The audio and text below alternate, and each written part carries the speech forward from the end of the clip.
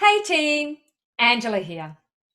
In today's video, I'm going to go through how to prepare for an ASQA audit. Now let me set the scene for you. ASQA's been in contact and they've set an audit date and it's within the next month. What do? What most people do is they start freaking out. What you need to do is put a plan in place. So where I would start is put together an internal audit, and you need to do that as soon as possible. What I recommend is you get someone from outside of your organization to conduct the internal audit, because they're not part of your culture within your organization, and they'll look at things from a very different angle when they're looking through your documentation throughout your organization. The three main areas that you should focus on is your training and assessment strategies, because they're really the area where there's a lot of non-compliances.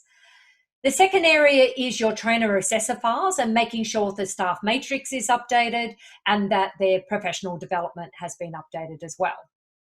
The third area is your assessment tools. These are the three areas that are most non-compliant at an ASQA audit. And with the assessment tools, you really need to identify what are the highest risk units of competencies on your scope. So ASQA will audit 2 units per qualification when they come in and audit your RTO. Or if you just have single units of competency on your scope, they'll audit a range of single units within your scope. What they will do is, through the delivery activity statement that you complete prior to the audit, is they'll identify what is the highest risk units on your scope of registration.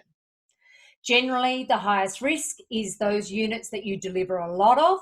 So it may be that you deliver first aid, you have that unit within a full qualification, so you have a lot more students where you deliver first aid. So that would be a higher risk unit.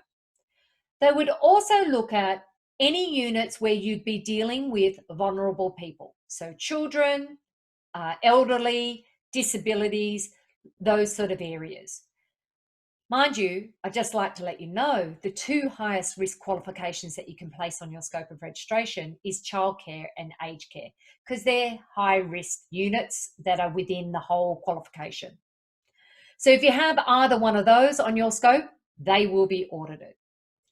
So you need to go through and make sure that you are auditing against the standards and ensuring that your units of competency meet the performance criteria and the assessment condition, and that you have collected sufficient evidence against each unit with the post-assessment validation.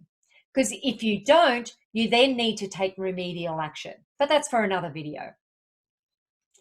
So what I would recommend is that you get an audit as soon as possible, and that you conduct one internally within your organization, and that you hire someone from outside of the organization to come in who has experience with ASQA audits and is able to share their knowledge with you on how to perform within the audit, and also provide you with an action plan. Because following the audit, you should produce an action plan to identify what opportunities for improvement need to be completed within your RTO. An experienced person will be able to give you an action plan and how to do it.